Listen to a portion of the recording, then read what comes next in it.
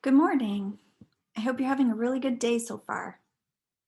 Our theme this month is commitment. We are committed to taking care of each other. And one part of that means doing our best to make this a place that is welcoming, inclusive, and equitable for all people. Because we know that every person has a unique set of gifts that contributes to us being a diverse and beautiful group. Now, there's still plenty of room for us to improve on this because there are just so many ways that we can be different from each other. Bodies and brains can work in lots of kinds of ways, and it's important for us to learn about and understand different disabilities and what everybody needs to be a full member of our community. It takes a lot of listening, asking, learning, and often changing the way we do things. Kirsten sent us a nice book this morning that is about just a few different ways that bodies and brains can work. It's by Sonia Sotomayor, who's a US Supreme Court Justice. I hope you enjoy it. I hope to see you soon, and I'm sending you lots and lots of love.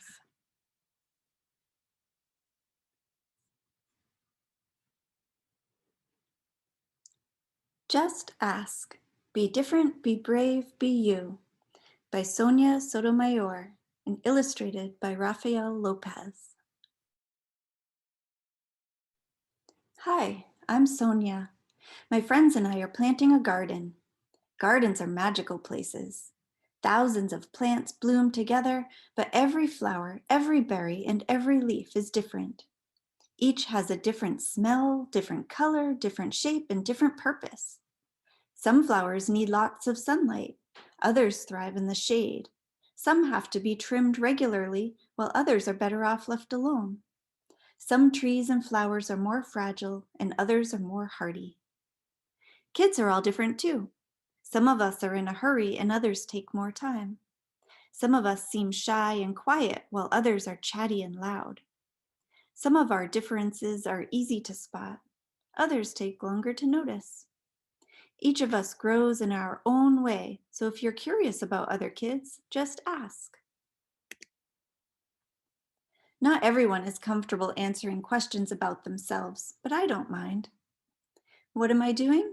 Several times a day, I prick my finger to measure the sugar in my blood, and I give myself shots of medicine called insulin. I do this because I have diabetes and my body doesn't make insulin naturally like other people's. Even though this can sometimes hurt, I gather all of my courage to do it to be healthy. Do you ever need to take medicine to be healthy? I do. My name is Rafael and I have asthma, which means I sometimes have trouble breathing. When that happens, I take a break and use an inhaler with medicine to make breathing easier. Quiet time helps me slow down and catch my breath. My inhaler is like a tool to help my body. Do you use a tool to help your body? I'm Anthony and I use a wheelchair to get around. Even though I can't run with my legs, I can go super fast. How do you get from place to place? My name is Madison, and my guide dog Lucky helps me get places safely because I'm blind. My friend Arturo is blind too. He uses a cane to get around. Even though we can't see, we strengthen our other senses and notice lots of details others may miss. We can hear with our ears, smell with our noses, and feel with our hands. How do you use your senses? I'm VJ.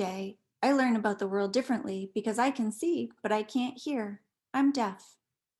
Most of the time, I communicate with people using my face and hands through sign language. It's cool to know another language. I also love reading and writing. What about you? I'm Bianca, and I have dyslexia, so I have to work really hard and take my time when I'm reading and writing words. Sometimes I use computer programs to help me. I love learning by doing things.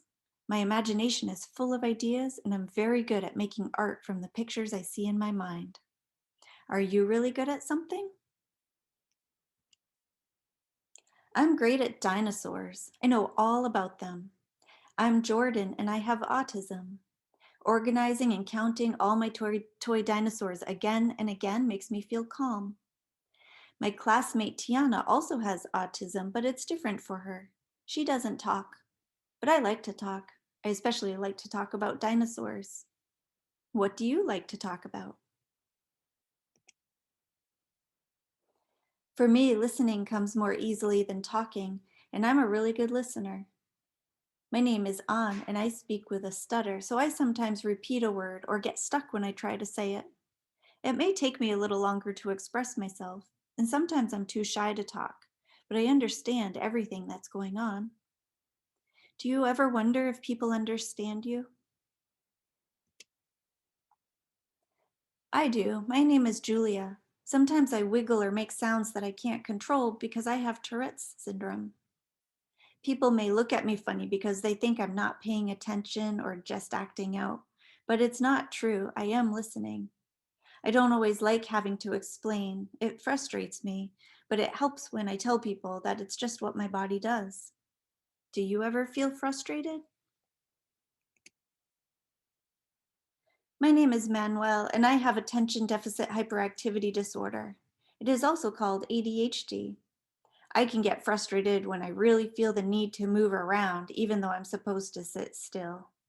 When my teachers and friends are patient with me, if I forget something or get distracted, I can get myself back on track. What's helpful to you? I'm Nolan. It's helpful to me when the food I eat has a clear label that says it is nut free because I am allergic to nuts. They can make me so sick that I would have to go to the hospital if I ate any, even by accident. So I always tell people about my allergy and ask if any food has nut ingredients. Speaking up keeps me healthy. How do you use your voice? I love to sing and I love to talk. I love to make new friends and be included. I am Grace. I was born with Down syndrome.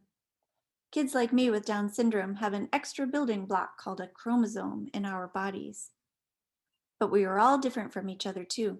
I can do almost anything any other kid can do, though learning new things can take some time. One way I learn is to ask questions. What helps you learn? It's me, Sonia, again. I ask questions too.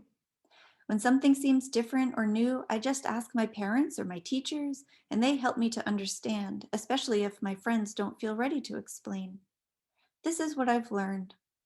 Imagine if all of the plants in this garden were exactly the same.